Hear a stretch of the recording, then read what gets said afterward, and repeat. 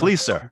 Okay. Please. Yes, we have a couple of Q&A questions that I'd like to share. We move toward eventually, but we have really, we can do that in 10 more minutes, 10 minutes, maybe. Okay, so I'll just ask a brief question. I want to shift gears again a little bit to what Dr. Garrison talked about in the book about disproportionality. So the claims of disproportionality in terms of, the disproportionate level of crime commission by Blacks as compared to whites.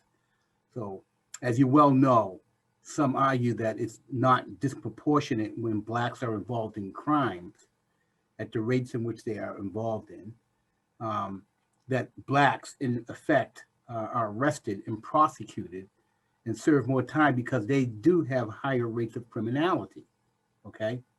So their interactions with the criminal justice system, some argue, are proportionate to their involvement in crime. So your book discusses this a bit.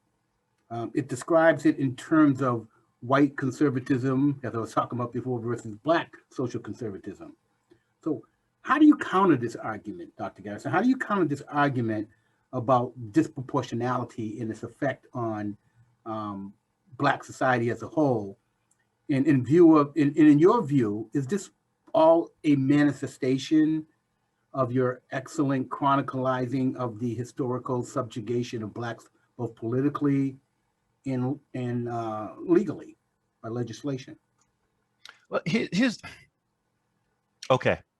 The disproportionate incarceration of Blacks dates back to the Black codes and Jim Crow as a historical matter. But let's stay with the modern numbers. Okay, let's stay with the modern number, because if you track, and I talk about it in my book, as you so graciously said, from starting in the 1920s, because that's where we can get the cleanest federal numbers, right? All the way through World War I, through World War II, Korea, Vietnam, up to today, Blacks have disproportionately been incarcerated to their population. Furthermore, this disproportionate incarceration is before Johnson's mother was born. Okay, it dates back way before the Great Society. Now, social conservatives say Great Society is what does it, right? So the whole explanation is in the 60s. That's why social conservative political narrative, right? Everything is in the 60s. I wrote my book in part to say, no, if your theory is that the reason that Black incarceration and arrests occur is because they're more criminal, and the reason they're more criminal is because the moral nature of the Black family was decimated because Johnson shows up with a Great Society, right? And as Dr. Lutz said, attach itself to women to break the Black family up. Okay, so all sins show up with Johnson, right? Okay. Then how do you explain the disproportionality of Black incarceration from the 1920s when none of these programs existed? Okay, then, so it can't be Johnson's policies. All right, then, so that's the first answer. The problem is that the FBI and the National Crime Survey data, if you put them together, right? I recently wrote an article waiting for a review. I put that data together to see how the bar graph works. Okay, so arrests is lower.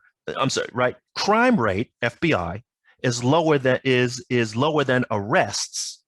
And arrests are lower than incarceration, right? So if race doesn't matter, there's no way those numbers should go that way. It goes that way for Blacks, Hispanics, but not whites, if you put that data together.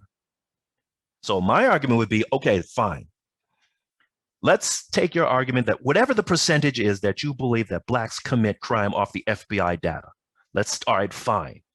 That doesn't explain why Blacks are more arrested and incarcerated.